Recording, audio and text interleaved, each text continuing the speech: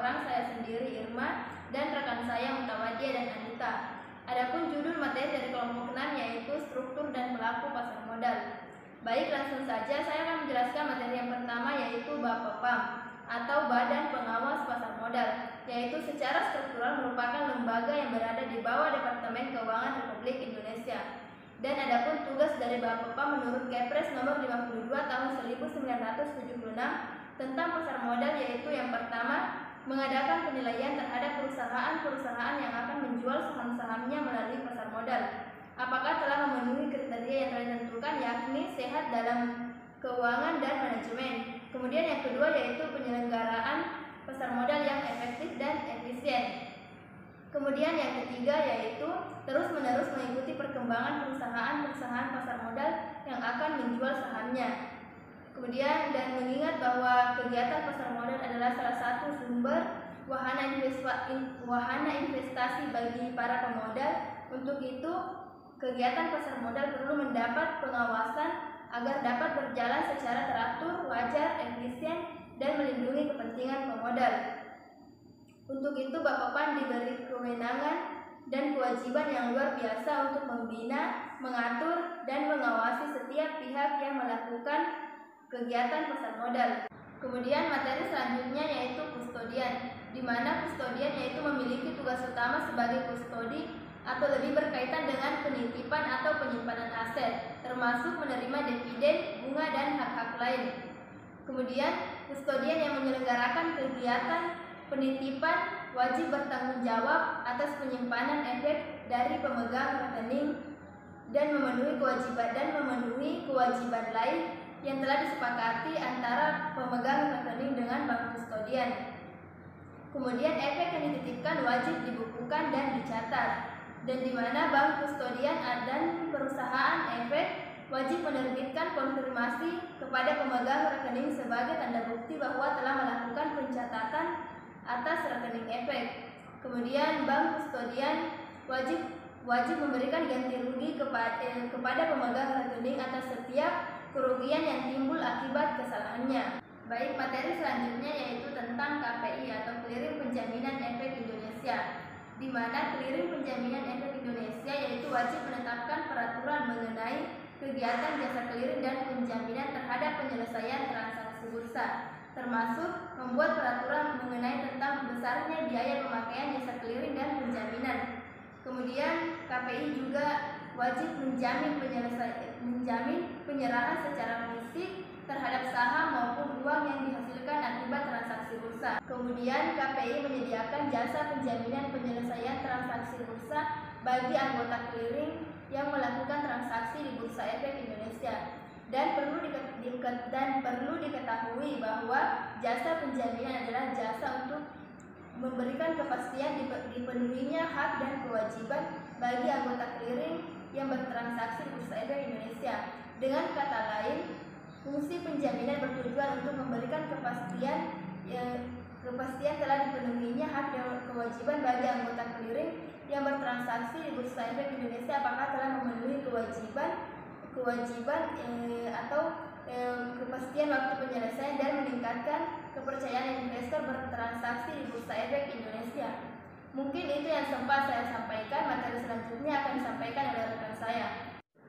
Assalamualaikum warahmatullahi wabarakatuh. Perkenalkan, nama saya Mutawadia. Baik, saya akan melanjutkan materi selanjutnya yaitu KSEI atau singkatan dari PT Kustodian Sentra Efek Indonesia, yaitu sebuah lembaga penyimpanan dan penyelesaian di pasar modal Indonesia. Adapun tugas KSEI yaitu menyediakan jasa kustodian dan penitipan efek yang teratur, wajar, serta efisien seperti yang tertulis dalam Undang-Undang Nomor 8 Tahun 1995 tentang pasar modal. Adapun akses KSEI merupakan layanan berupa akses informasi bagi para investor untuk memantau posisi maupun mutasi efek yang dimilikinya dalam sub-rekening efek di KSEI. Selanjutnya, mitra bursa. Bursa efek adalah pihak yang menyelenggarakan dan menyediakan sistem dan atau sarana untuk mempertemukan penawaran jual dan beli efek pihak-pihak lain dengan tujuan memperdagangkan efek di antara mereka. Adapun fungsi bursa efek yaitu yaitu menyediakan semua sarana untuk memperdagangkan efek dengan kegiatan-kegiatan yang berkaitan bursa. Selanjutnya, emiten. Emiten adalah pihak yang menerbitkan menjual efek kepada masyarakat berdasarkan tata cara yang telah diatur dalam peraturan undang-undang yang berlaku. Adapun fungsi emiten yaitu memberikan penawaran surat berharga kepada publik dan mengelola dana publik dan bertanggung jawab mengelola dana publik sebaik mungkin. Adapun peran emiten dalam pasar modal yaitu memperbaiki struktur modal dan menyeimbangkan antara modal asing dengan modal sendiri. Itulah yang sempat saya jelaskan. Selanjutnya akan dilanjutkan oleh teman saya. Sekian dan terima kasih. Wassalamualaikum warahmatullahi wabarakatuh. Baik, assalamualaikum warahmatullahi wabarakatuh. Perkenalkan, nama saya Anita. Baiklah, saya akan melanjutkan materi yang telah dibawakan oleh teman saya sebelumnya. Materi yang saya bawakan yaitu sekuritas, lembaga clearing, dan lembaga penjamin. Sekuritas adalah surat utang yang dapat dicairkan menjadi uang atau kas dengan cepat. Sifatnya likuid membuat sekuritas dapat ditransaksikan dengan cepat. Jenis-jenis sekuritas ada dua, yaitu yang pertama utang. Sekuritas utang merupakan bukti kepemilikan utang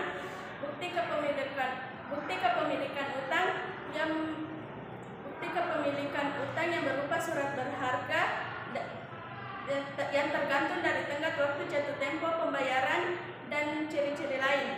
Yang kedua, ekuitas atau misalnya obligasi dan saham. Sekuritas jenis ini merupakan kumpulan dari kemandirian dari dalam pemegang saham pada suatu entitas. Bentuk sekuritas ada tiga, yaitu yang pertama sertifikat efek atas rujuk, yang kedua sertifikat atas nama, yang ketiga efek tanpa warkat dan sertifikat global. Yang kedua lembaga clearing. Lembaga clearing yaitu pihak yang menyelenggarakan jasa clearing dan penjaminan penyelenggaraan transaksi bursa. Tujuan lembaga clearing yaitu untuk mempermudah dan memperlancar lalu lintas pembayaran giroh antar bank. Manfaat lembaga clearing ada tiga, yaitu yang pertama efisiensi dalam sistem pembayaran nasional, yang kedua layanan transfer dana yang cepat, yang ketiga memberikan akomodasi kebutuhan pengguna atau nasabah untuk ditransaksikan yang bernilai lebih besar baik dari individu maupun perusahaan. Yang ketiga, lembaga penjamin. Lembaga penjamin merupakan lembaga keuangan khusus yang berperan mendorong kemandirian usaha dan pemberdayaan bagi dunia usaha serta melibatkan akses bagi dunia usaha. Lembaga penjamin sebagai salah